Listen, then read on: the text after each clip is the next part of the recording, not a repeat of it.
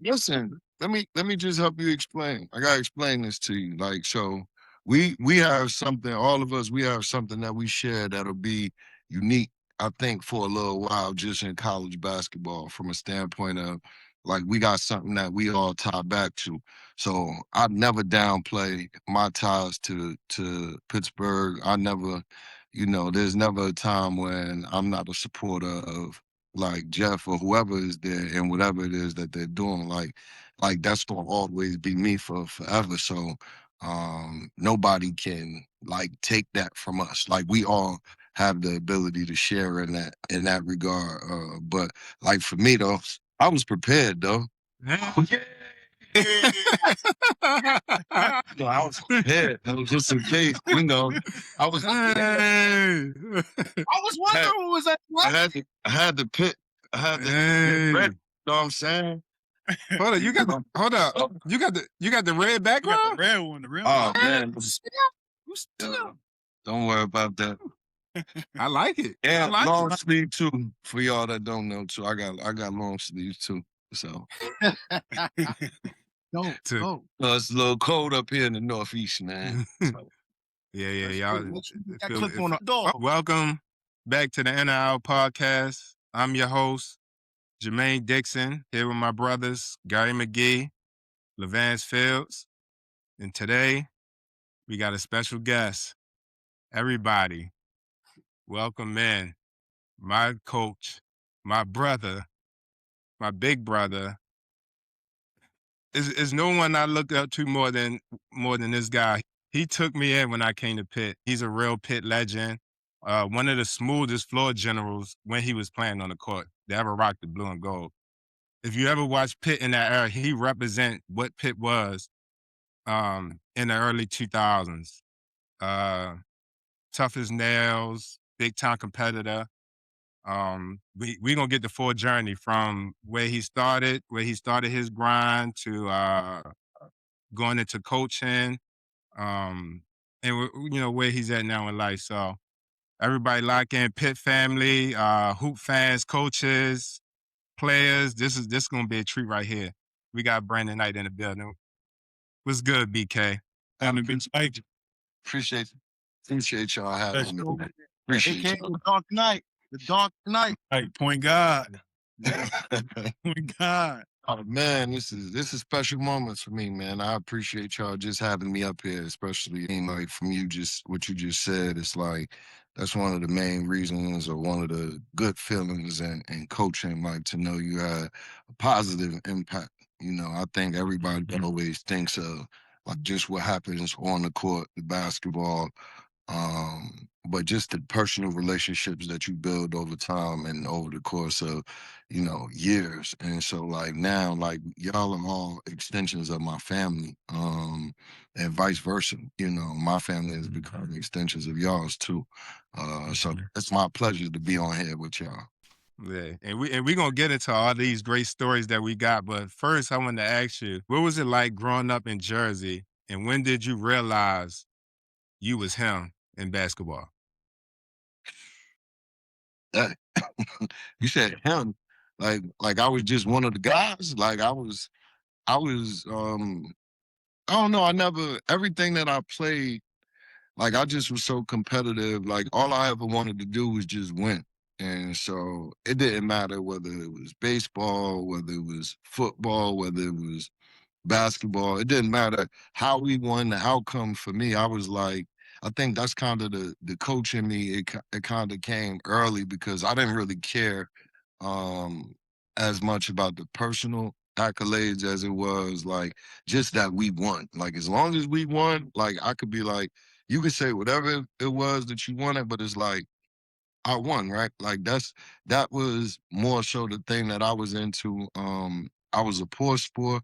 But whatever it was that I did, like I just wanted to win. If we were playing chess, y'all know if we debate, if we're playing cards, whatever it is, like I'm gonna be uber competitive. Like I just always wanted to win. So like that the the him thing, like that was like, all right, he won. Like it was like one of those things. Like but it wasn't like he was the flashiest, he was the most spectacular. It was none of those things. Like I felt like my value came in like the people who I competed with. And I could say that because a lot of the guys that I played with, I feel like I helped their game. And so that was more a testament to me than like being quote unquote him.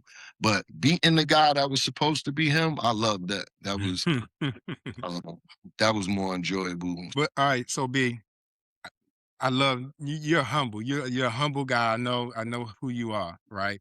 But from what I remember, and like I didn't, like I said, I watched basketball in that frame when you was coming up. Like I watched college basketball. So even before you got to college, that led you to Pitt. You was like really good in high school, B. Yeah, like so my So team that's what was that's what I say when I so mean him. Like you so were really good. so like in high school, you gotta understand, man, like I had never played a full year of basketball until I was a freshman in college. First Oh, see, time I didn't ever. know that. Okay. It was the first time ever. So for me, like the first time I had ever played and I had a full summer of playing basketball was well, not even a full summer. It was like I played. This is when ABCD was alive. I played at ABCD camp, and I went right from there to what was the big time showcase out in Vegas. So that was my only experience in high school. I played football, so I missed like 5 to 6 months of the year in basketball every year, probably starting from like fifth grade, sixth grade on. So like I was like a part-time basketball player. That's how people looked at me. But I would go from November, we would play our last football game to it was right onto the basketball court. So like for me, like ranked, like I was ranked top no hundred, man. Like I was now everybody who we was playing against now like I got a chance to play against Jason Williams was the number one player in the country. You know what I mean? Like we used to have this battle all the time, but it was like I won all of the state championships. You know, like all of the year I won all of the county championships. So there was like for me, I'm like, yeah, I'm winning, but I didn't have any idea of what basketball meant in the scope of recruiting. And now, mind you, like my brother had never really gone through the recruitment process either. So as much as like people saw like his success, like our lives were so parallel. Like Stanford came and they came to see another kid, and Brevin just happened to be playing and had good grades. That's how he ended up at Stanford. He was supposed to be the third point guard. When I came to Pitt, I was supposed to be the third or fourth point guard, and I ended up starting my first game. So he did the same thing. It was like our parallels were so crazy because the recruitment process to like there was nobody that recruited me. Like there was Pittsburgh, and then that was and Manhattan a little bit, and then like Princeton and Penn was just like, well, he's a kid that got good grades. That Coach Ira Bowman, who's at Auburn, he went to Penn, so it was like, okay, maybe like Brandon comes from the same high school. He can handle the academics. We'll take him. He's a good kid. Even when I like the funny thing about me getting to Pittsburgh was I was an alternate at the ABCD camp. Like I wasn't even supposed to be there. I had just decided that summer that I wasn't playing football mid mid June. And so there were a couple guys. They well didn't participate in the event because I don't know if it was an injury or whatever, but I ended up being his alternate. I was like the alternate replacement. Like I was just one of the local guys that they threw in the camp. Fast forward, Troy Weaver, he happens to be at camp. Ricardo Greer is the camper. Like he's a camp counselor, you know, all of that stuff. And Ricky Greer was like, told Troy, there's like this kid that just passes the ball and plays defense. Like just go watch him. And that's kind of how, like, that was kind of like the evolution of how I got on Pitt's radar. That was like, it was a small, like 3 or 4 week window that they recruited me, but they were the only school that ever like showed real interest. Like, um, anybody who showed real interest, it was because that was for football. Like I had real offers to play like high major Division I football. Like that was what I was, you know. And again, even with that, like I was just playing football just because it was fun, and I just so happened to be good at it. I thought there were guys on my team that were better, and like the letters would come in, guys would come in, and it's like Chris Sims, you know the quarterback. Like we go to this All American thing. I'm thinking this is all basketball. Let me just tell you how naive I am. I show up to the thing. It's all football players. It's all like guys who are going high major Division I, and they had decided, they're getting ready to go into their senior years. They're taking pictures. They're doing all of this stuff. It's like, and meanwhile, I'm up there. I'm like, I'm not even playing football this year, and I showed up thinking this thing was basketball, but I'm like, just goofy. Like I go home, I go to ABCD, like, and everything just kind of unfolded. And that's so like when I tell you the story, man, like it really was like I don't have all of the stories that everybody had from AAU and stuff like that, because I was a football player for like, you know, 5 or 6 of my years, my teenage years. So I just want to jump back real quick. I know it was a little bit right there, but growing up in New Jersey, we didn't mention that you're from New Jersey, obviously. Who did you play with AAU coming up? I know you said you was playing 2 sports. So I had like my local team that it was called PPY. It was a local team out of East Orange. And as we had gotten older, like the pieces were kind of all over the place. And again, because I played football, like it just wasn't um like we would go to AAU nationals occasionally, stuff like that. But back then, you used to have to win. It was only one team. One team didn't win. Like there was no trip. You know what I'm saying? So that's how it was back then. And then what ended up happening was 2 days after ABCD, Jimmy Selma asked me to come to Vegas. And so I kind of begged my mom, like, just let me go. She didn't know him from from Adam. Back then, you could put together a team from anywhere. We had 2 kids from Texas, 2 from Philly. We had 1 from St. Louis. I think another kid might have been from like Cali somewhere, and a couple kids from South Jersey, and then there was 2 other kids from Patterson. That's how our team kind of started. We met on like a Monday or a Tuesday, and like 2 or 3 days later, we met at the airport, jumped on a plane, and we went to go play in the tournament out there.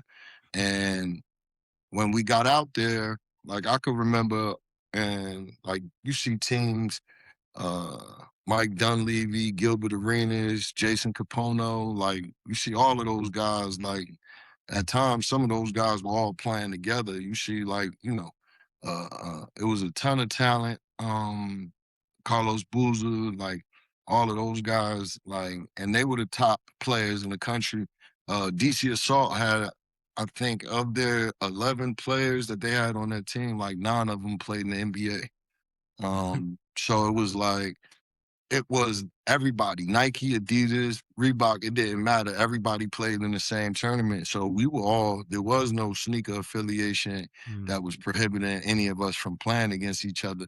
There were no barriers of however you put your team together, that was your team. And so I went that tournament, man. I had a great tournament, and basically like kind of proved to Troy Weaver that I could play and play at that level against that level of competition. And it ended up earning me a scholarship. That's how I ended up with a scholarship at Pittsburgh. But outside of that, like I'll never forget Seton Hall. Freddie Hill told me, and I tell him, me and him joke about this to this day. It's like he told me I wasn't good enough to play, in the Big East. Like I needed to go to prep school. Um, and so for me, that was like it always resonated every time we would go play Seton Hall, and it was crazy because I really wanted to be there. Like I was cool with going to back. Like Shaw was the starting point guard. I'm like, I could be my cousin backup point guard. The crazy thing was they had another guard there, Tashawn, who was his backup at the time, and like I would have been coming in as like the third guy, but like I was going into Pittsburgh the same way. So like for me, I was never promised anything. Like, so when I got there, it was just like, all right, learn the plays, learn defense, learn terminology, know what everybody's supposed to do, be able to help everybody while I'm out there on the court, and we'll see what happens. And when they started flipping jerseys for the first, walkthrough, I'm like, well, me? Oh yeah, let's do this. So, and it was no turning back from there. So after you come to Pittsburgh, you signed your letter of intent. What was your mentality coming on the campus? Like you said, you third point guard in the depth chart coming in. You just got a scholarship. So what you thinking once you get to campus? When we play pickup, I gotta win. It don't like it didn't matter. Like you could put whatever whoever else was gonna be on my team. The only thing that mattered was I gotta win. And the other thing too, what that did was like everybody who played with me, like there was never pause. Everybody like who was on my team, like they would. Yeah, y'all gotta edit that. That's wrong. That's now y'all gonna have to I don't think that so but like when I got on campus, I was just in this mode of everybody who played on my team, they would always understand like what I was thinking, that I always wanted the best for them. Like I always got them the ball in spots where I felt like they could flourish and they felt like they could flourish. Like I would, if I had no problems with being like, if I threw a pass and you dropped it out of bounds, I used to tell this to Lee all the time. Like, Lee, you could be like, it's my fault. Like deep down, we know, like, you know what? All right, you get too many of those, my faults. I'm not throwing it to you no more. But I'll take it, I'll take it. I'll be the one to be like, all right, that's my bad, knowing I threw you a good pass. But um, it was just one of those things where I just wanted everybody that I was playing with to be comfortable and to understand their roles and to understand let's do whatever it took to win. So y'all freshman year, it didn't really go that good. No, Y'all was losing, right? we was getting our heads beat in. My first Big East game, I think we was down, if I can recall. No, and I'm not exaggerating. I think at one point it might have been at halftime or just after the half, we were down like 52-14 to Dang. or 52-24, I think, to St. John's. That was like E. Barkley, Boosie Thornton. Like Boosie. they had like I think Zimmer Missed that. Hamilton might have still been there. They was Nah. I don't know if Ron might have been there. I don't know. They was but they had pros. They was real that year. I think that was the team that went to like the Sweet 16 or something. But it was a tough team. And they pressed us. And I'm gonna tell you this, I never forgot this. I swear I never forgot this. They pressed us like no other. And even while they was beating our heads and they just kept pressing us, kept pressing us, kept pressing us. And it was a lesson. Like for me, I was like, okay, like this feeling, I don't never want to feel like this again. And at that moment, it was like I started to take I think I took college a little bit more seriously. I'm like, oh, these dudes that do basketball all year round, like they don't be playing. Like this different. You know what I'm saying? And so, you know, there had only been like one other time in high school where I had lost like that. And that was, I think, to Al Harrington and his St. Pat's team. But for me, like that was a unfamiliar experience. And I'll never forget, like, Ben Hallen and I, we used to butt heads, but like there was one moment like we had lost, I think like 6 out of 7. It was a bad stretch, but we was playing. Everybody had pros. Every team in the league had pros. Um, and so Coach Howard, he gets at me like one of the things I said to him was like there were certain things like I just had an expectation of winning.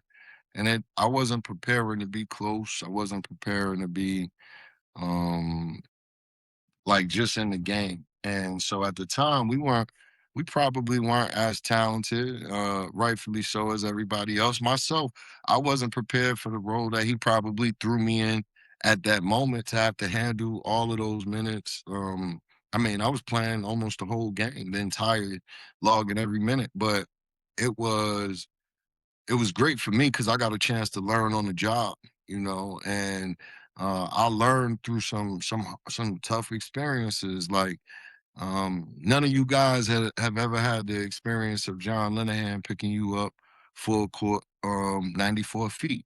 John Linehan would be literally touching you all the way up the court, take charges, fall down, everything. I think he still might lead college basketball in steals. Like he will single handedly force dudes into double digit turnovers. I think one of our past guards had double digit turnovers in the game.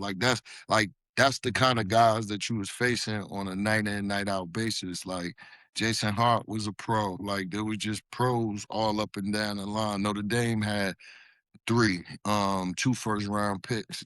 Syracuse had a bunch of them. St. John's had a bunch of them. Like, and so every night that was what I was facing. So it was like I had to get Coach Allen to understand. Like for me, like I lost six games in high school. Like, and you talking about we just lost 6 games in 2 weeks. Like this is different for me.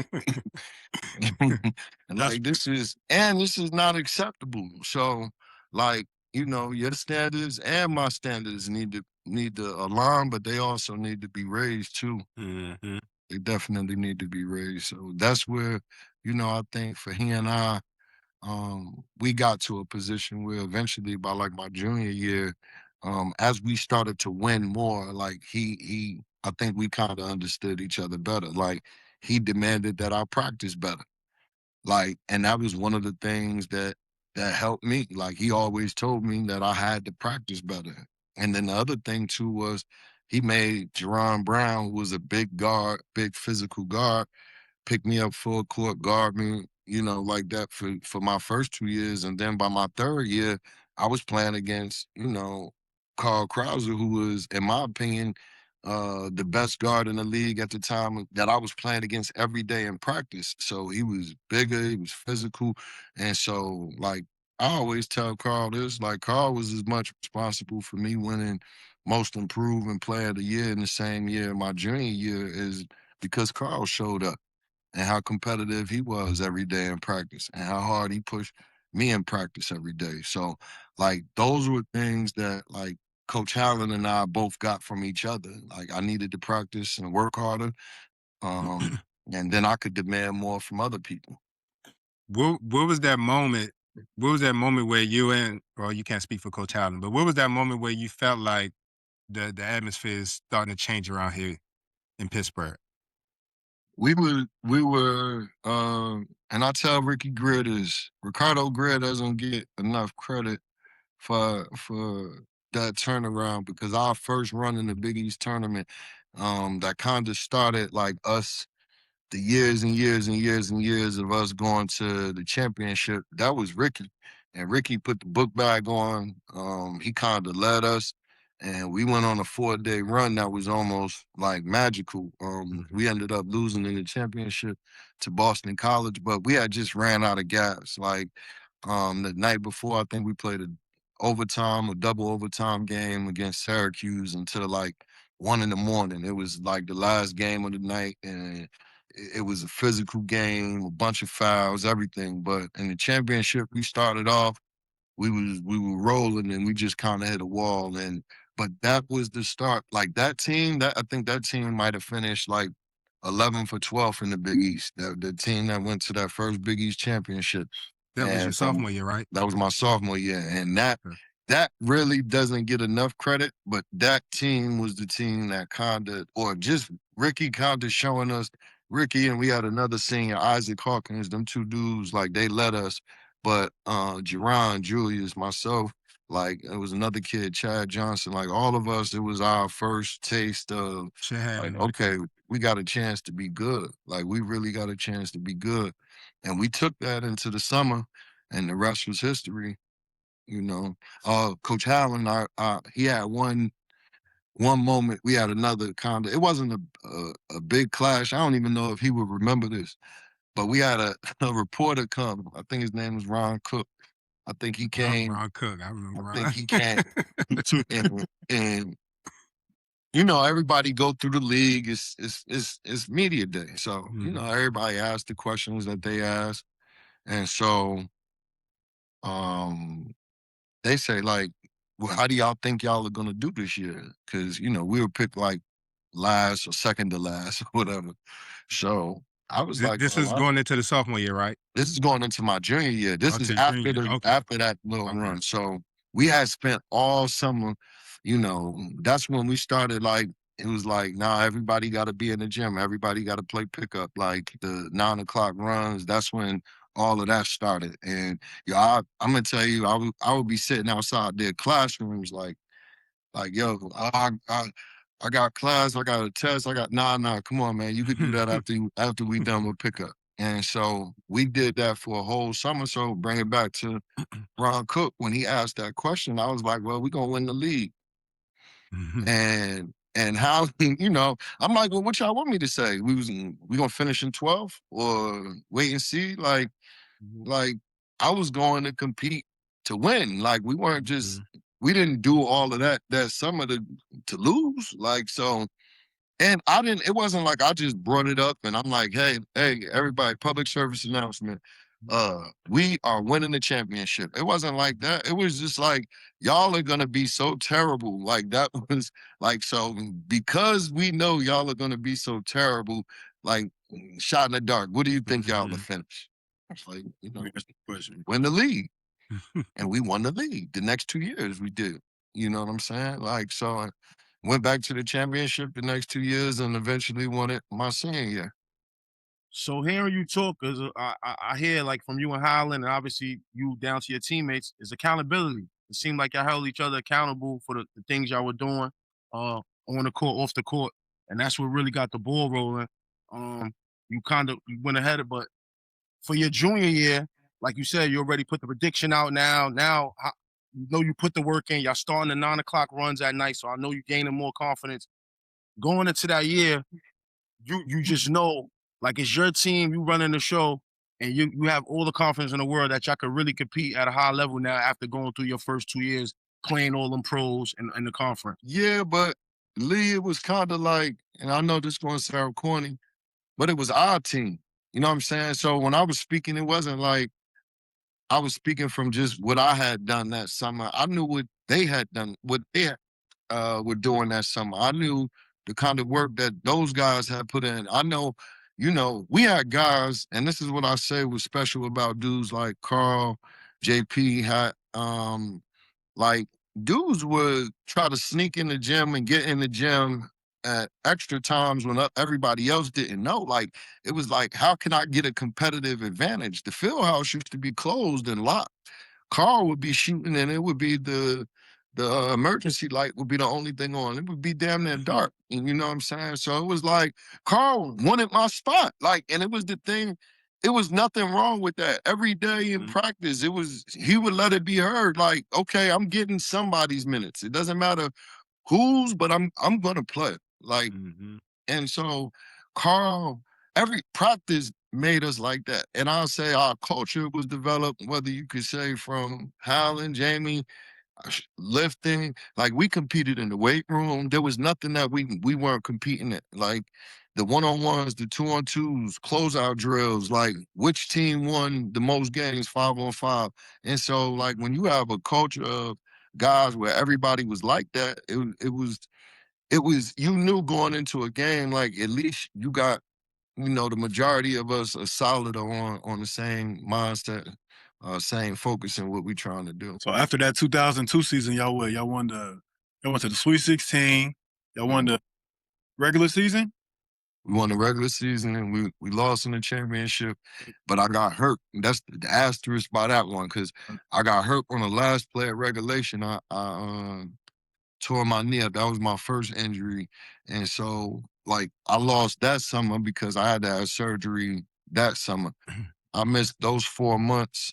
I had a microfracture surgery. They were like, "You're gonna be out for 10 months." And I'm That was after the tournament or after the? That was after the tournament. That was right after my junior year. Antonio Gates Antonio Gates gave us gave us the business, man. Yeah, Yes. Antonio Gates, man. And so after that, like that last game, we tried rehabbing a little bit, and then I ended up having that surgery in July. And it was kind of like, well, you won't be back for the year. And I'm like, nah, I'm gonna play. And by the time we played our first game, I was back. Now, I probably, if I could redo it all over again, I should have probably sat out and listened and to what the doctor said and probably used the whole year. Yeah, just because like it was just that difficult of a surgery. But I was determined, like, man, after the run we just had, like, I gotta get back to that. Like, so for me, I'm like, I don't want to lose this opportunity with all of the guys that were there at the time. Olet and Donatas, they were the other two seniors, and I'm like, man, I want to be back. And so, I did everything I could to get back that year. We that year we won it. I made sure that year when we played UConn, we had to beat them. I told Talib this: we had to beat y'all decisively that year. That was for that was for the other 2 years of pain. But it just it ended up being special. We ended up losing to D Wade and Marquette, obviously. Uh and that was heartbreaking. This the NIL. I was about to say, this the NIL podcast, so I gotta ask this question. After that junior year, you was All-American. Y'all went to the Sweet 16, won the regular season. How much money you would be asking for, man? What would you have been asking? What you would have told him to run you? Knee injury and all. What you would have told him? No, man. That's what I want to know. I mean, hey, he about to turn into Coach Knight. Go ahead. Hey, man, back then. Oh man, you said back then? Yeah, back then. If y'all was getting the money back then, what they getting now, what you asking for? What you asking after that junior year? I'm saying, listen, man. Like probably, I would say this.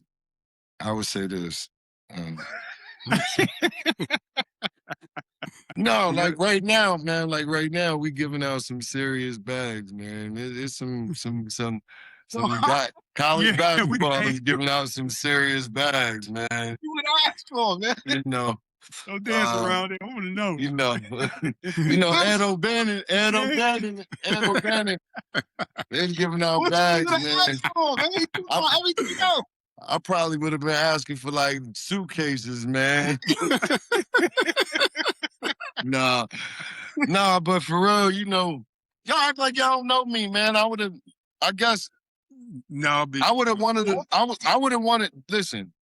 wanted enough, obviously. But also too, for me, y'all know, once again, we're gonna spin it back to Selfless. Y'all know me. So like I would have shared that I would have been like, how can we like what can I do that's gonna help everybody else, that's gonna make them happy? Like, how can we keep this group together? Got you. All right. Yeah. Like, because you could say, yeah, give me, I want all of it. Like, I want, like, with the highest bidder. And then it's like, wherever you go, just understand, like, there's going to come with a certain level of responsibility with that. There's a certain level of responsibility and tag that fan base may give to you once, because somehow it always gets out. But I would just say, like, for me, it would mean more for me to keep that group of guys. Or I'd have been like, look, this is what it's going to take to keep this 10 of us together.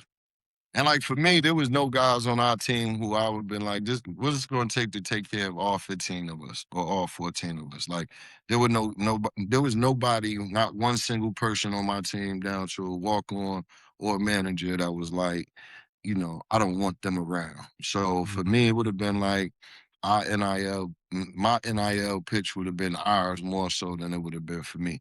But again, like for me, I know, like, if all of them happy, like, then that means it make our job easier when we go in to work every day.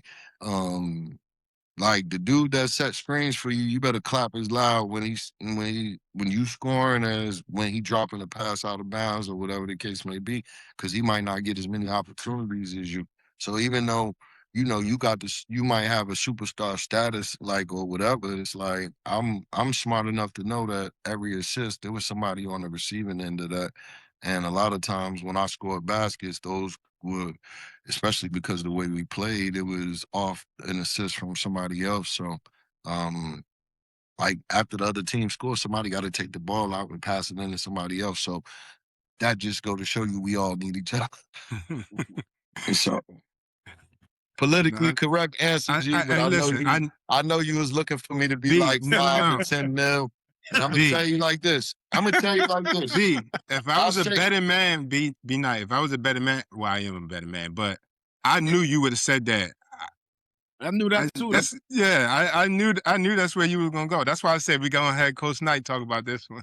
But that's why we had to ask you between year. Had to ask You the hottest commodity. You Yeah, won he all was- the awards. You want to, you know what I mean? You as hot as Sure. can be. yeah, like no, it was I'm gonna tell you like this, right? The funny thing is I say like where we talk about like real NIL, like these kids, we paying them to play basketball, right? And so that's it's everywhere. It's seen everywhere. But the NIL piece, like the name, image, and likeness piece, I always say this: like if we remove you from college basketball and now we place you in a professional setting, who is coming to get you to say I want you to be a representative of my company, and what platform do they need you to come and be a representative of their company? So even as you see like the guys making a lot of money in NIL and college, even when they get to the professional side of their career, there isn't uh, a ton of money in that space for them sometimes, just because there are bigger pros who already eat up that space. So it's like, I could take a rookie or a second year guy who had a big name in college, and it's like, yeah, that's great. But then it's like, okay, well, I got LeBron or I have Mhm. Luka. It's like, well, or I have, I mean, even in the New York City area, it's like Eli Manning will still be the face of the Giants. Like, Mhm. you see him a lot more than you see Giants. So it's and from that mindset, that's why I say like for me, I would have been able to capitalize off the NIL space because all of the magazine covers that we did, all of the photo shoots, like, you know, Playboy would have paid us to do the photo shoots that we did. Like, you know what I mean? Like it was all of those were like things like we couldn't receive compensation for, but it was just like, you know, that's why I say now, like I'm not upset that the kids are able to make money or to receive compensation, but like I just wish we could get to like, okay, these are the terms and the parameters. Like it's when you come here, your job is basketball and school. And if you don't want to do both parts, then like that's one of the stipulations and the parameters of being able to receive the money. So it's like, yeah, we should be able to penalize you for not meeting the standards of what would happen if you didn't meet the standards of a job. So I don't subscribe to, you know, oh, they're just give them the money, but I also don't subscribe to they're making too much money. I don't subscribe to that. I hate when I hear that. Like if there's an opportunity that can be provided to and for them, like who's to say what their value is outside of a market that's willing to pay? That's, so for me, that's as simple as it gets with that. But I think sometimes the bitterness comes in like, man, these 19-year-olds, they're making hundreds of thousands of dollars and I'm like, well, it could be short lived. It could be a great head start for some of their lives, or this could be what people don't realize. This could be the end of most people's basketball careers. So, like, everybody who gets done playing college doesn't go on to play overseas or play professionally somewhere. It's not that easy. And so I think like that's why I steer clear of when people say, well, they're making too much money. It's like, listen, this is only 4 years, 5 years for some of them. Some of them who've been in the system, have been able to, make maybe 6 years. But the reality of it is, it's not something that I frown upon, being like they're making money or their money is going into their pockets. I just hate that there is the criteria or why they're being paid. It kind of doesn't all match up. Like, y'all are playing basketball. Let's be real. Like, Right. outside of that, like, that's what it is. Um, so to get back on Pitt, I kind of had two questions. I don't know what Pitt was like before you got there. With the Fieldhouse, was y'all having packed arenas? Like, was y'all packing out the Fieldhouse every time Listen, man, early I'm in gonna your tell career? you this, man. Shout out to the Oakland Zoo, man, and the original Hold up, original. beat. Before you go, I just want you to keep this in your mind. What's a game that you have that you think about, good or bad, that sits on your mind when you play that Pitt? Well, go ahead, answer the first part too. Hold on. Okay. Um, the Fieldhouse was crazy. And it was an intimate setting. I always said, because it was only like 6,500, 7,000 people. Like, it would, like, I wish y'all could have experienced what it felt to play one game in there. Now, I know the peak was crazy, and y'all kept it crazy. Like, when we opened it, it was sold out all the way until, for a long time, and you know, a big part of that was it was almost double the size of the field house. But the success that we were having, y'all kept that up, and y'all kind of propelled it into that. But like, there was some tough nights in the field house, like when we weren't as good, and like, that's to be understandable. Like, if you're not putting out a good product, and but at the time, it was like we had some young kids that was up and coming, and some of my classmates, these guys, they were like, they came to us, they're like, listen, we want to call ourselves the Oakland Zoo. And at Oh, first, it that's where was the some name came push. from? Hell yeah, like, we I saw. started that. Okay. Yeah, let me just help you understand. Like, that is synonymous, and that was started by one of my classmates. And he brought I still have the original Oakland Zoo shirt. I still have it. I kept it. Every single one of my teammates, their names are signed on it and everything. The crazy thing was, it was a big thing. Like, this played out in court, and it's unfortunate because, like, when you talk about real NIL, like, for every dollar that the University of Pittsburgh, and it's the only thing that would be one thing for me, that is something that is a right that can be fixed. Is that was ours, like, literally ours, student and player. Like, 6 kids, they jump in the car, drive anywhere we were playing. Some of our donors from time to time would give them a couple tickets so they could go. And the zoo was not anything synonymous with anything but the class of 1999 to 2003. Those kids that were in college at that time, we started the Oakland Zoo, myself and another one of my classmates. So for me, like, when you talk about NIL, like, that really belongs to me. When kids out here selling T-shirts and all of that, like, if there's anything that I ever felt like was owed to me from college, and to those few classmates that started that, those T-shirts and all of that stuff, promoting them, all of that, because there was a point where there were some administrators that did not want us to be called the Oakland Zoo. There, and for us, it was a bonding thing, not like a breaking thing. These were uh some white kids, it was some black players, and the breaking point was like, well, oh, if we call it the zoo, then they're saying, like, you guys are monkeys. And so, out of respect, like, they came and they asked, and they're like, would this offend you? And it's like, no, this is us. Like, that the zoo part was them going crazy for us Right. during Yeah, the that's right. games. they would heckle the shit out of everybody we were playing against. Like they were a part of the game. So the Oakland Zoo was them. Like even to the point where it's like we have signs in the peak that said, you know, beware of the animals in the zoo. Mhm. Like it's become part of the Mhm. the school. Like you see that everywhere. And so like when you talk about real NIL, like yeah, Pittsburgh, that's one I'm a little salty about, G. So if Yeah, it's anything that they owe me, that's that's where the it's at. only that's it. Cause that's real money. Like if you think about it, like if Yeah. that was ours, this goes back, that's 20, 25, 26 years of selling t-shirts. 26 years. Was it your freshman year that they came to y'all? When was it? Yes, we were freshmen together.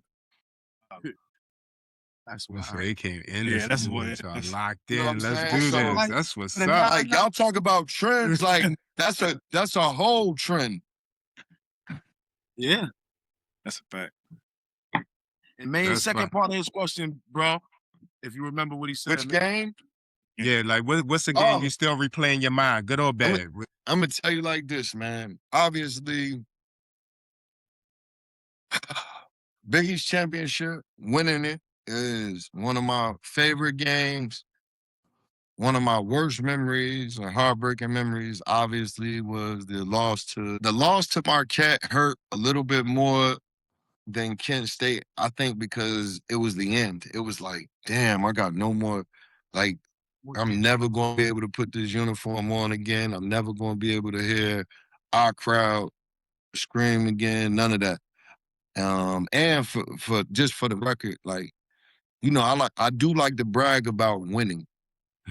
So of all of us that's on this line, I'm the only one to be undefeated in the peak. But Huh? yeah, I never lost a game in there as a player. How many you had? One season in there? Never lost a game. I think we was 19-0. Never. Lee ain't lose no game in the P. Yes, he did. He lost one. Y'all lost one. I think it was. I think Louis. Pull it up. No, hold up. Louisville our freshman year. Hold up. My freshman. It was one. It was only one. I know I lost one game in the P. I lost did too. one. I lost to Georgetown. Yeah, I It lost was one. You just said you lost to Louisville in the P. Boy, stop lying. I was talking about when I was playing. I was playing. Well, the piggyback off that, like you said, you feel like it was like the worst because it was your last time you couldn't. It was my last time, It was my last time, and it was. Hold on.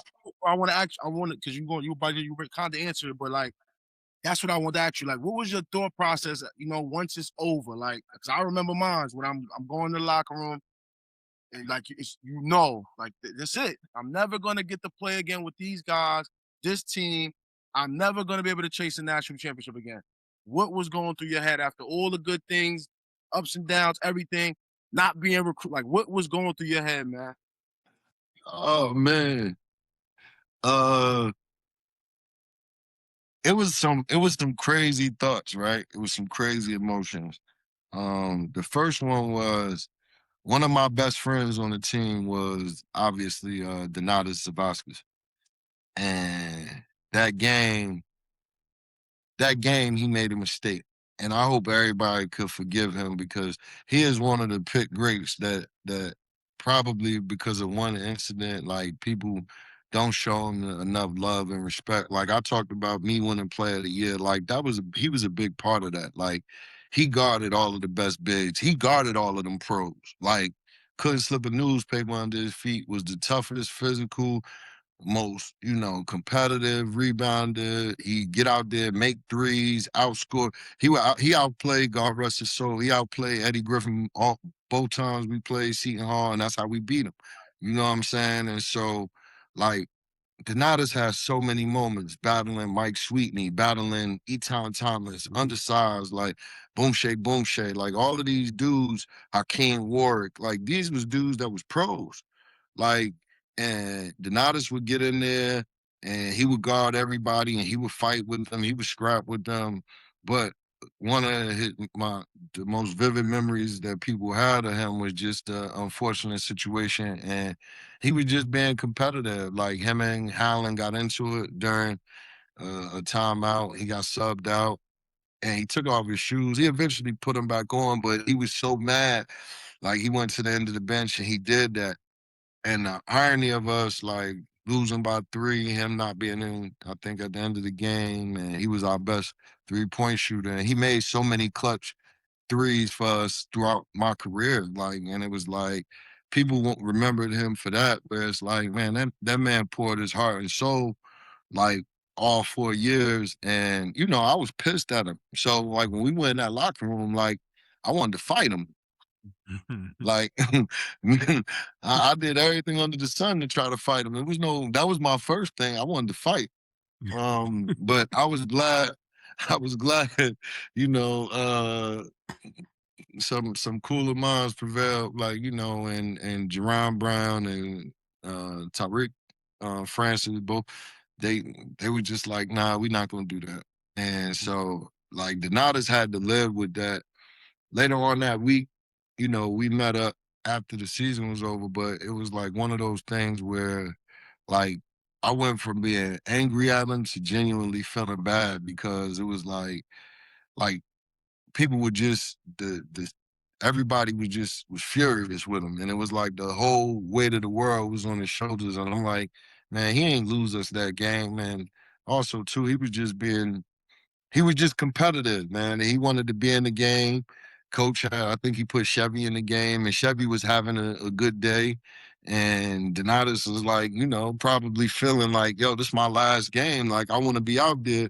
And him and Allen, going at it, but it was just one of them things, man, that it was unfortunate, but, like, that's my brother, man, and everybody, and I hope Pitt has forgiven him, and people could forget that, because he gave so much more. Like, I'm talking about blood, sweat, and tears all the time, all the time. Hey, I tell you one thing. I respect that, B. They don't forget. They don't let me live down my turnover in the in the in the Elite 8 game. So Well, we gonna let. I know the next play I broke on my.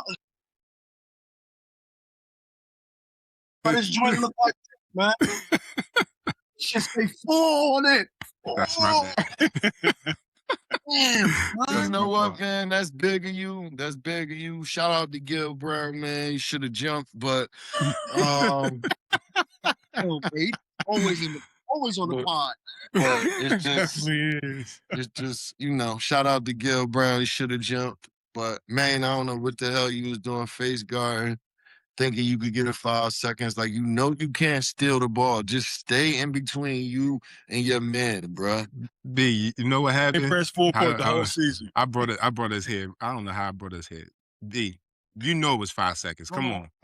Everyone. knew it was Okay, 5 seconds. okay. So I got antsy. I'm like, he got to throw the ball in. So I end up. There it is.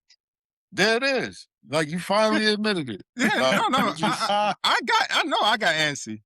I was 5 Yeah. seconds. B, I was counting in my head. I'm like, it's 5 seconds. Had the ball too long, so I'm like, he got to throw it in. I jumped. And that See, ball, you ain't that even, ball went you up ain't out even give me enough time to have one of these moments, man. You ain't give me enough time to have Yo, one of you know these what's moments, crazy? man. He almost hit the shot, though. Yeah, He I know. almost Yeah, hit it the just shot. wasn't enough time, man. It just wasn't enough time, man. I made Wasn't some enough plays. time. I made some plays before that. Hey, man, listen.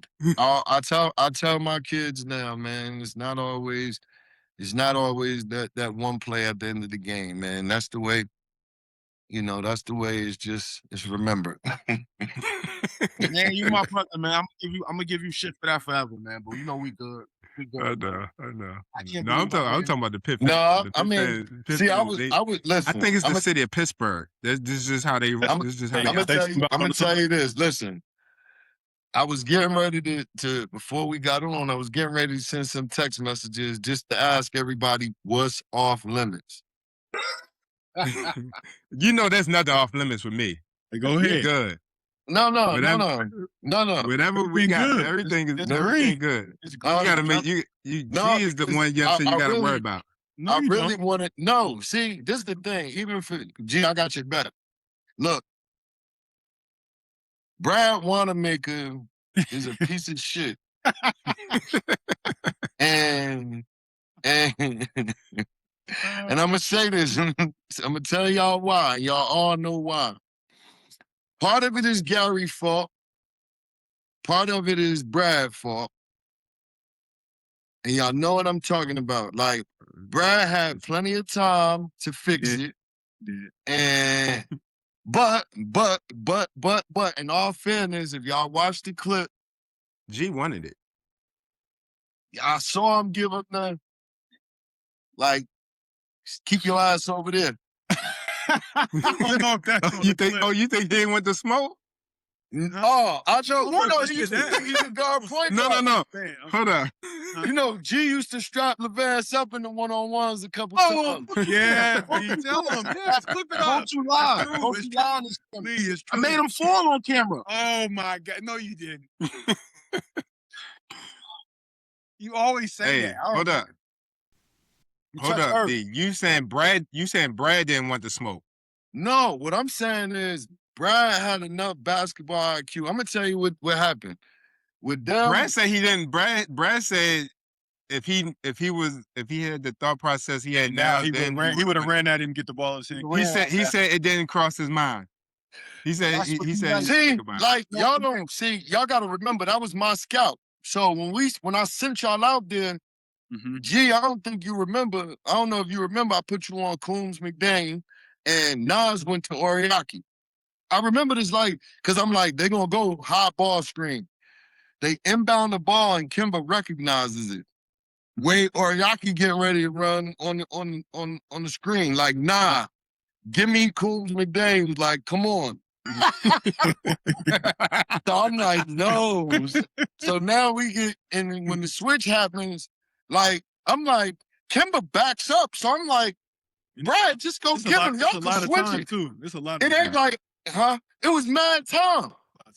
And I'm like, you know, it was my scout. Stop. Guys, stop. Let B-Night do that. No, because you want to say. There was plenty of time. Listen to it was plenty of time. That's why I said. That's why I said to this day. He had like 6. That's all I. Yo, that's He backed all the look. It's hard. When they switched, he backed it all the way up. I'm like, so Brad, like G kind of still gave Brad like, nah, like this what I do. Cause I said this what I do. G wanted that smoke. And I was like, when we was it? Was it Notre Dame? It was somebody. I forgot who we played. Whoever we played earlier in that game. They hunted that. They hunted. Yeah, Big Hinsborough hunted all game. It was a low scoring game at home that we lost to him too by like 2.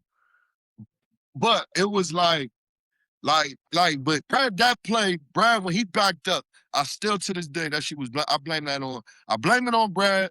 I blamed it on myself because I felt like, I'm like, I think I outsmarted them. And much to Kimba's credit, Kimba was like, no. But that's what we was doing though. We were supposed to switch. It wasn't like. Well, hold up. Quick question. Why didn't y'all take Guy out the game? Huh? Why didn't y'all take G out the game? Because he was a good defender. Yeah, he was a good defender. But okay, I'm with it. But y'all switching now. I'm telling you this, man. That's what we did. I got okay, I'll give you this. This the funny thing. How many times I have watched y'all play one-on-one and G be able to get stops? Yeah. Who was there? Because you keep Lee, you know that. Hey Lee, I can't do that. I can't do that. Can't do that. Brad, Gil, you know, G used to think he was going. He'd sit down and I might get a tip once or twice, especially once. Fucking them. That's what I remember. Hey Lee, I used to win a lot of those games in the back. Don't do that. I got me. Yeah, I did. Yeah, you did. Y'all did. Hey, but also, those are also 3 dribbles. Yeah, we played 3 That's dribbles. True. Six dribbles is hard. That's true. G, you know what, G? G, you know what? Now, Kimba got into a mix. He got you past the first one was just to see what I was going to do. I was okay. I didn't take too much, but the second one, I didn't see the second one coming. I'll be honest. Nah. Still to this day, I Hey, didn't know that. I'm gonna tell you like that move this. was gonna come. Let me tell you how crazy it was. When he did the move, I stood up and y'all remember how the benches was at Madison Square Garden. You know how you just when he got to the move, I got it as soon as he shot it, I got up, I walked away. I just walked out. And the crowd erupted. That shit was like, I was like, I didn't even as soon as he did the move and he stepped back, if you could see the me on the court, like I just turned and walk off. Like as it's leaving his hands, like, and all I can hear is the crowd go crazy. Cause that was it. It was the buzzer. I just walked out that way. No, nothing. Straight to the back. Dang. Thank God. Shout out, Instagram yo. Or only Twitter. Hey man. Shout out to the family, man. I got a call after that and got cussed out. Welcome to coaching. They said it was your fault for leaving him on the island? Yeah, he told me you set up my son. That's my man though, man. Shout out, man. That was my man. Hold on. That was my man. No, I love G Pops. The best part about it was like we had a real enough relationship, at least, like, so that was the one thing, like, and he said it. Like, he called me. I picked up. Like, normally, I ain't picking up after no game. Yeah. He was like, you set him up. Left him on the island. I would have said, no, your son think he could guard everybody. I did. We had to, man, we need to give G a hug at the moment, man. Wasn't nobody about to be like, kicking them right now, man. It is what it is, man. You and man. We supposed to get able to hit the free throw with him, man. Damn. Yo, listen, I'm gonna tell you like this. Gil, bring it up with Gil. Just stop. We can't see. I wish y'all would have brought me on with Gil because Gil ain't been on here yet. Because there was some things, and I love Gil to this day, but like there's so many situations now that I go through in coaching that I think about. An example. And Gil, I found this the other day. I'm like, damn, Gil was in on all of these plays. Mm-hmm. I got to tell him that. Like he was in on all of the plays. Be nice. It went as far as our TBT. He gave up the corner three to get him the lead in the Elite 8 game. Side. Hold on, Hold on 1 second. Go ahead.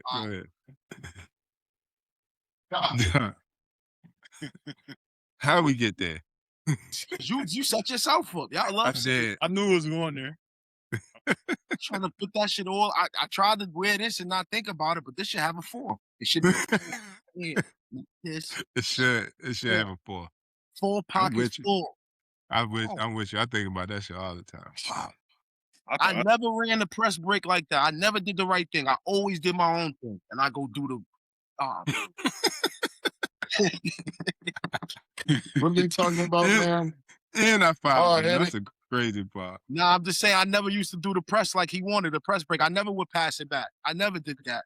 Why would I do it then? Never. I would never know. Why did I do the press like that? I never did that. Tired. And I don't know why. We just had a turnover for timeout. Why am I tired? What you mean? Why was you tired? You thought you could eat Qdoba at McDonald's at every game. The nuggets with the burrito is crazy. Yeah, that's crazy. Nantucket. Hey, hold up. B. Yes. I think I know the answer to this, but just for everybody. When did coaching first feel like your path? Was it planned or was it organic? Man, I'm gonna tell you like this. When I was in 6th grade, we were playing against this. Y'all probably don't remember this name, but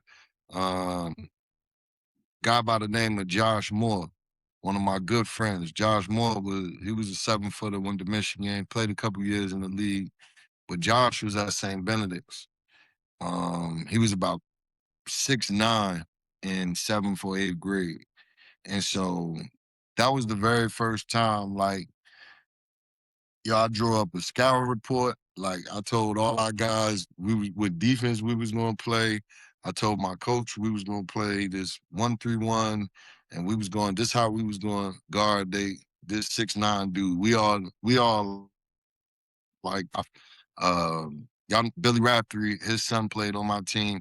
He was like the tallest one on the team. He might have been like 5'8", like, but we were gonna figure out a way to beat this team with this giant. And so probably like 2 or 3 years ago, one of my former teammates, like, he still somewhere had the diagram of the sheet that I handed out to all of them, like what we were going to do and how we were going to beat Josh Moore and this giant. Going back as far as then, my first passion was to coach football, and so I have my mom. She still kept them because I had just like binders and binders full of plays that I would draw up through class, all of that, because my passion, I always wanted to be a football coach. We at Pitt. You started your coaching career. I was obviously there. You started as a film director.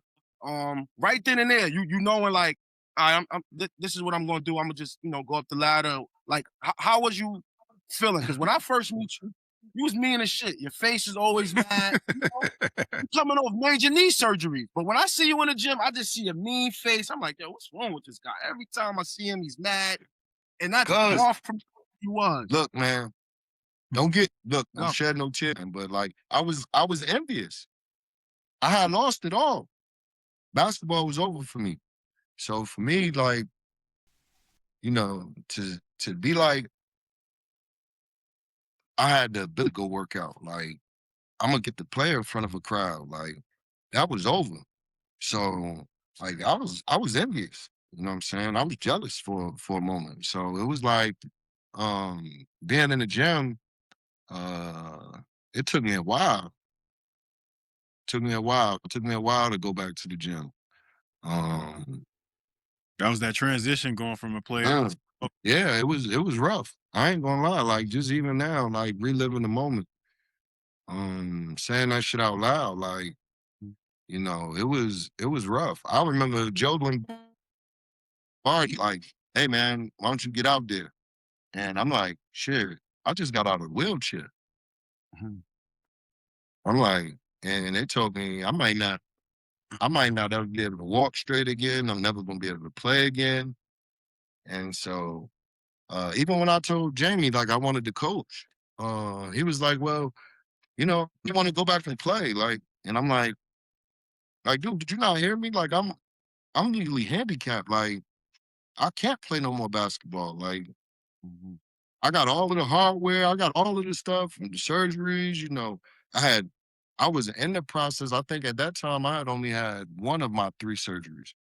And so it's like, okay, I know I'm about to have some more stuff be done. And remember, I was pissed at you over a game. I'm like, yo, they subbed you back in the game. No, that wasn't that. No. No. I'm talking about our interaction. Like, now we had seen each other, we would talk. The action was like, and we had like that, not a bad one, but it was like, yo, like, I was trying to kick some game with you.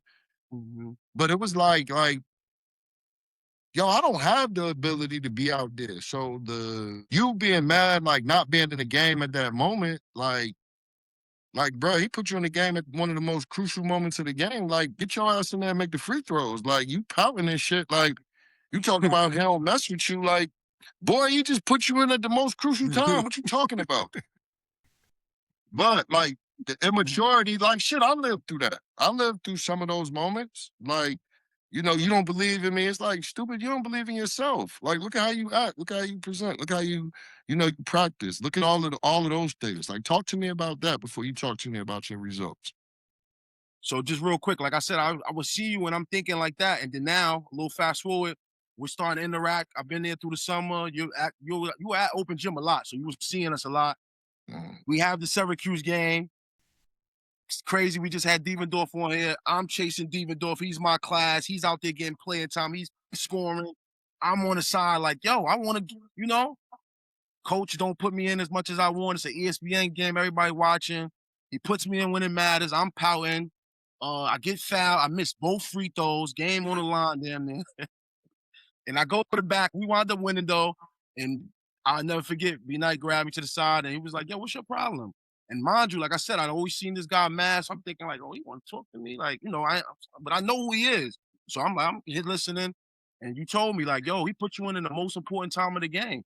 Like you over there, power, your body language is bad. And I'm just like, damn, he saw all that. Like I'm not saying it, but as I'm listening to you and it's registering, I'm like, wow, that's crazy. And you like, yo, you missed both free throws. So you mad and you went out there and still at least make the free throws. And I'm like, word, I could have cost us the game on ESPN. Like that shit stuck with me because it's like you ain't have to even say that to me. And from there, our relationship started. So that was super dope of you, I mean, to come in and give me them words and just let me know, like, you know what I mean? It's bigger than that. And it's good to have alumni around and guys like that. Like once again, you going through what you're going through, but so able to pour into myself and other players. That was big. That was big for me because at that moment I was pissed. I was talking transfer and all that nonsense. Like, yo, we all been there. We all So- been there. that kept me calm for sure. I'm like, yo, the legend is telling me, like, the fact that you talked to me, I knew. I said I could play. He wouldn't be talking to me. So that's how I took that. I mean, we all went through those stupid moments. Like you want to hear a quick, funny transfer story. I called my brother and my dad. Yo, I think I want to transfer. This after my sophomore year. Think about how stupid this is, right? And what happened was one of my teammates who was at Fordham at the time, my AAU teammate, Smush Parker was there. He was there. It was another kid by the name of Jeff McMillan. Like the team was loaded. They just needed like a real point guard. So all he in my ear, like, what you think? What you think? So I'm like, man, I'm not always wanted to play the Big East, but I called my dad. I'll never forget. I called my dad, like, just like kind of like softly throwing out there, what you think? Man, my dad, he hurt, I'm gonna just say he hurt my feelings. He said, basically, he was like, he said, your coach should be asking you to transfer because he ain't get enough wins out of you. Like, it shouldn't be the other way around. Like, he gave you all the opportunity and you gave him what? Wow. So I called my brother. Man, can you believe Daddy said this? At the time, I think Brad he might have still been with Cleveland. So I called him. He give it to me worse, cuss me out. Like, you ain't transferring nowhere. Like, man, don't talk to me about transferring. I think he eventually hung up on me. It was one brief, probably two conversations that lasted less than 5 minutes. That consideration was gone. And it was basically when you transfer, you're gonna take you with you. So it don't matter where you go. If you don't change some of your habits, if you don't help yourself to help that program more, he should be asking you to leave. I don't know what you're talking about. Yeah, that's right. And so they brought Carl to replace me. There's some harsh realities about this game that I speak. Carl was brought in to replace me. It was, and like I told y'all, I'm forever grateful and thankful that Slice did that. Him, Jamie Dixon, Ben, all of them, they brought Carl to take my place. Rightfully so. We had not accomplished what they wanted to accomplish. So why wouldn't you want to get better? So for me, like I say this, and I told you I give him a lot of credit, is I was able to win the most improved, that's most improved and winning the MVP all in the same year was all the time. That was one of my favorite accomplishments because it was more so the most improved part was really people didn't believe you were going to be good enough, but also too that we won the league that year and y'all thought that and I was picked by the coaches. They believed that, you know what I mean? So the naysayers could believe what they want, but the people that you competed without basis, they thought highly of you like that. So, at that time, you found out that you would win the award kind of like because there was a banquet, and so you would have to go for the banquet. And when asking me like to be there and stuff like that, I'm like, I wasn't. It wasn't even registering to me. Like, yo, like I won the award. I like the most improved award. I'm like, all right, cool. But like Yeah, yeah. the MVP with Karan Butler, I'm like for real, like me, like words. So like I said, like those moments, like going back to Maine when you asked me about the him thing, um, like the him thing was like it was like part of our team. That was more a function of our team. And then like I said, because we that's where kind of that notoriety came from. Hey, be not you one of the few players that had your jersey retired at Pitt. Like, what's that feeling like walking back into the P? Yo, it's Your jersey up there. yo, it's crazy. It's crazy. It's surreal. Especially it was surreal because of how they did it. Like y'all got me. Y'all got me. I didn't know. Like I was crying. Like I got emotional out there, man. Y'all got me, man. Lead little bum ass. I was good. I turned around. He was up there balling. I'm like, yo. I'm like, Mr. Brooklyn, he over there himself, man. He out there balling. I'm like, oh man. But no, it was crazy. And then y'all played great. Like that day, like, the game was crazy. But it was like that was kind of like one of the moments where it sunk in like damn, like I really this I guess I had a great impact on the university, and it was kind of one of those things. Like I said, it was a surreal moment. Like, and when they did it, how they dropped the banner that night when they did it, it was crazy, man. And then to for it to happen with y'all team, like that was even that was even crazier. So for me, it was a special moment, man. It definitely was a special moment. B, Can't nobody wear the 2-0 no more though. B, a lot of people look at you now as a coach as like one of the best recruiters in college basketball. And you know, some of the play lately is because you know you brought in a guy like Ace and both Harpers. I don't know if Dylan Harper was a high recruit. I don't know if his brother was, but he played well in college, so he gets a lot of respect in that aspect. When you evaluate players, what do you look for? I think the first thing is like just who you are as kind of like an individual, how you you know, and now it's speed dating versus long time ago you got a chance to really get to know people. Now it's hard because you got to get information from the places where they may be coming from or leaving or into a second or third hand. And so it's different. Like you used to get, besides learning who the player was, the surface, like there were guys who, you know, people didn't believe in. Like I think for all of us right now on this call, there was a group of people who didn't believe in us. Like I know G's story, I know all of y'all stories very intimately. So like y'all all know what it's like to be the underdog, and sometimes, like I always say this in coaching, like don't pat yourself too much on the back for in recruiting. I said because sometimes it's a combination of a lot of things, a little bit of luck, I identifying the right kids and fit for both your coach and also to the people that they're gonna play alongside of. And I think most importantly is the success that they're able to have if it's able to improve or mature as they're with you. So all of those things like they kind of matter. And like I told all of y'all, like our relationship ran deeper than just college. So hopefully, like I don't know how that is, how that's going to be moving forward because a lot of these are more transactional. But back then it was a different way. Like now it's dating.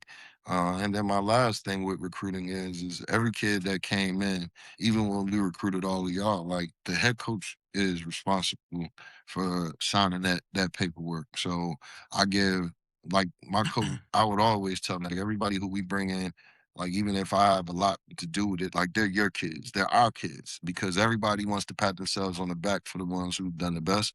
and then you don't talk about the ones that you might have been very long who weren't very good or who didn't have the careers that you may have thought they might have had. So it's like don't get too high on your horses with how things go either way because um you just never know how that impact could go, variables could shape that kid's career. And so, like, those kids are a product of their work. And I always told y'all, like, I'll give y'all the credit. Like, I always would give you all of the game lead because I'm like, I want you to be better than me. Like, it didn't bother me Mhm. when I would break a record or anything like that. So, um, in that regard, it was like, if I could give you some game that was going to help you be successful in life, then that was great for me. That's why I know I wanted to coach. So, like you said in recruitment, big recruits, Ace Bailey, Dylan Harper. Um, obviously, college, last year didn't go how y'all would have wanted with them two recruits. Not taking nothing from them. Every year we don't get to the tournament and that ain't the way we wanted to go. But go ahead. So what I'm saying is, after having an experience with two big time recruits right there like that, and the season not going how you want it, as a coach, do you still proceed to go after highly talented players like that, or do you kind of take a step back? Nah, like I thought it was And of course, I'm not putting the blame on you. I know B. no. I just want you to You good? my bad. Nah, you good? I guess for me the one thing I think for those kids, and I think this is unfair, like we started 4 out of our five guys were freshmen. So we like, in some other situations where we had a couple more mature guys or older guys, um, and even that roster, like if I think if we were able to have a healthy squad from the summer, like people didn't realize, like Dylan missed the whole summer leading up to the season, then missed the preseason, then was out for like 7 games during the most crucial part of our season. So it's like, people forget that those were variables that happened. But both of those kids high and they had a successful career, a successful year to get to where they wanted to get to. Those other pieces, some of the pieces that left our team, they went on to be a part of other teams. But two of our big pieces that if we would have been able to keep kid Cliff Amori that went to Alabama and another kid, Mawat Mag that ended up at BYU, like if those two veteran seniors were playing alongside Dylan, which were two guys that we kind of initially thought we would get back. Um, when that didn't happen, we were kind of left with a little bit of a hole at that spot and inexperience more than it. And so we took a young group of guys, and it's funny because I'm like, there aren't many NBA franchises that are looking for their two new or fresh players to be, leaders that are going to take them to the promised land in year number one. And so people forget that both of these kids were fresh out of high school. They had never competed against 25, 26-year-olds before in their lives. And it's a big jump, and they did it with a ton of grace where everybody knew they were going to have all eyes on them on every night. But those kids got a lot out of the situation. I think there were some things that just kind of put them in a space where, it made them unique in itself and it helped them get to where they wanted to go. It didn't help us necessarily at the moment, but it brought some notoriety to the university and um it gave some other kids the ability. Like we've been in the mix with a bunch of those kids, but it's like to get the right kids, the right fit, and then be able to like I said with to G before is you got to assemble the rest of the team around that. Like there's some programs that might be able to get 4 or 5 guys at a cost where we might only be able to get one. You know what I mean? Mhm. Like, and so there's a huge difference when it comes to that ticket, and also too, there are some kids who are willing to sacrifice, um, taking less. And there's some that are like, well, no, I want to make sure I hit my lick, and so I'm going for it. Um, we got into a situation with a kid that like he didn't want a lot of money, but he wanted enough.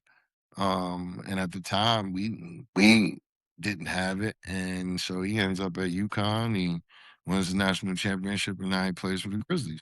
You know what I'm saying? And so like those things those things happened. And they were real. We had some casualties of NIL. Like Mawat Mag was in Sweet 16, and the irony of it was BYU was playing Alabama last year.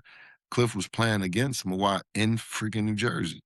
Hmm. So it's like, you know, um, yeah, we would have loved to keep those two guys, and they would have had much more impact on our team. But they were mercenaries for. I shouldn't say that. Like that's everybody. And they were, yeah, no, they were. They were mercenaries for 1 year. Like Alabama used Cliff Lee. Mawat like forced his way in the lineup by proving he was tough to keep off the court, especially because he was going to defend the other team's best player. Like guys were 5th-year guys with experience, with real experience. So Mhm. um it is a product of, would I recruit those kids again? Totally, all over. I wouldn't do anything different than that. Like the experience of coaching them, and they were the two right kids. Like they weren't prima donnas. Like those kids wanted to be just like everybody else. They were selfless. Like you know, um, Dylan and Ace, like when they would get opportunities, they would bring some of their teammates along with them. So like there was always this timing or this ability for them to, um, stand out. Like Ace lived on campus, like didn't have a car all year long. Mm. You know what I'm saying? Like that's unheard of for a kid with the kind of resources and money that he had. But the focus was like, I'm trying to get to the league, and he put in the work, and he did all of the things to help get himself, and put himself in that space. And so did Dylan. So it's like, you tip your hat to them. And to the next kid, it's like those kids were the 2nd and 5th pick from Rutgers. Mhm. Mhm. And everybody else told them that that's not gonna happen for you. Well, it did. So And Mhm. once again, real quick, like you answered it, but it's like that's the thing too, in the grand scheme of things, right? All right, the university, we all know we want to go to the tournament, we want to win a national championship, but kids want to be pros, man. So at the same time, when y'all able to send the 2 top 5 picks, man, I think it's still a win. I mean, unfortunately for the university, like you said, y'all ain't get it to go to the is. tournament, et cetera, but you get 2 top 5 picks. I think other kids, it's like, yo, I want to go there. It is. It is. I think, and obviously it brings, like, it has to be the first one. You know what I'm saying? Like, nobody thought we would have had to run at Pittsburgh that we had, but it had to be, had to initiate itself, and then, like every year is going to be different. But also too, it's like, man, I'm in the kids who believe in us. So that's another thing. Like if you don't believe in me, like I'm okay with being like, you can go somewhere else. Like, because think about this. The kids that we evaluate, whether we want to select them or whether we want to try to bring them into the fold, or we decide at the end, like we got to make hard decisions. Are we keeping this kid? Are we going after this one? Are we going after that one? Mhm. Like you lose 90 to 99% of the kids that you recruit, whether you want to or whether you don't want to. So like how you deal with that, how you manage it. Like some coaches, they lose their mind, they go crazy. They talk shit about the other school, that they're going to. It's like, man, celebrate that kid. Like, even when you put a lot of work into it, it's like, man, they have choices. They have choices. Mhm. So If you weren't the pick, like ask yourself why. And then that part of it is it's important because like I think you learn from it and you move on. Like one of the greatest lessons I learned in recruiting was make sure you talk to the most important people. There are a lot of people who are around the situation that you may think are important, you may assume are important, but usually there's somebody who is a decision maker or a helper in that decision making process. And I learned at a very early age, like moms and dads aren't just the only people that make those decisions. And I got my hands spanked a couple times for that. Mom and dad may be speaking on behalf of their kid, but really when it came down to who was pushing the buttons on where they should or shouldn't go, it might not have been that mom and dad, or it might not have been that coach or someone who's positioned themselves to talk to you all the time. So Yeah, I was gonna say, when your coaching career is over, like, what do you hope like your former players have to say about you? Not as a coach, but like as a man, like what you taught them and put into their lives as far as them being men off the court and taking care of themselves and their families. first, I'm not perfect, and y'all know that. And like anything I'm ever asking y'all to be is just because I wanted y'all to be better. In any aspect. So it's like paying it forward was like I always said this, and I think I could look at all of y'all, and y'all have all had successful careers. Y'all went on play professionally. Y'all done different things, but like um, I've never taken one of my proudest moments is like I've never taken anything or had to ask a player for anything. And what I mean by that is like y'all gave me everything and just let me be a part of y'all lives. And so for me, G McGee, that jersey that's up there, I could go upstairs now. Like man ain't give me one, but G, I got yours. Um Lee ain't give me one either, but um Wait, how you get Gary jersey? Gave it to me. G gave me one. G gave me That's one. crazy. That Appreciate nigga, that, G. geez, That's oh. crazy. So, That's because Shout out. that's because they Shout went out in Brad there. Wanamaker. That's because they He went in gave there you and one stole too? their jerseys. That's all. They went in there and took their jerseys. Brad Wanamaker. Brad Wanamaker. Yeah, man. Yeah. But nah, it's like They climbed through the locker B. hey. And Woodall. That wasn't Big Trey Woodall. Shout out to Trey. Woodall. You got it done.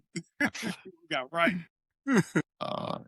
Nah, but my boy, but like, B, you said Brad gave you yeah, one too? All right. yeah. I pause on both my jerseys. They on hand. They handy. They handy. Like you see, Lee, I came repping the t-shirt, man. Right You know. But nah, like that was my favorite moments would be like y'all coming to my house for fight parties. Those were my favorite moments. Like just away from basketball. Sometimes like that's the part I miss now. Because you don't know the relationships have become more transactional now. Try not to let them be like that. Right now, that's the one thing about having a lot of young kids, which we've had the last 2 years. We have 7 freshmen now. It's like they haven't been immersed in all of the the BS yet, and so for a lot of them, like they haven't been, tainted when it comes to like thinking about all of the wrong things. So that's the one thing about having young guys, and you hope you could instill that in them, and that you got some veterans that have some good leadership. So my one point guard, he's going, this is his junior year, and he's been with us for all 3 years, and I'm hoping he sticks it out for one more year and graduates because. Like he'll be one of the last of a dying breed. You know what I'm saying? But this is a conclusion on another episode of the NIL podcast, Name, Image, and Legends. Had our big bro be nice here. It was a pleasure. We appreciate you. Everything you've done for us and the rest of our teammates, giving back, pouring into us, still doing your thing right on the side with Rutgers. We thankful for you, man, and we really appreciate you for what you've done for us and coming on here and kicking it with us, man. You ain't have to do this, but like always, man, you're selfless, and we appreciate you, big bro. We really do, man. We do. Yeah. Appreciate you, We B. appreciate You know, you. I love y'all, man. Much love. I appreciate y'all having me on here. My bad for talking too much, man. You good. Oh, We Good. that's you good. Look, thank you, bro. Real That's cold, All right, Joe. impactful, 100. Like and Top- subscribe. Like and Like subscribe. and subscribe. We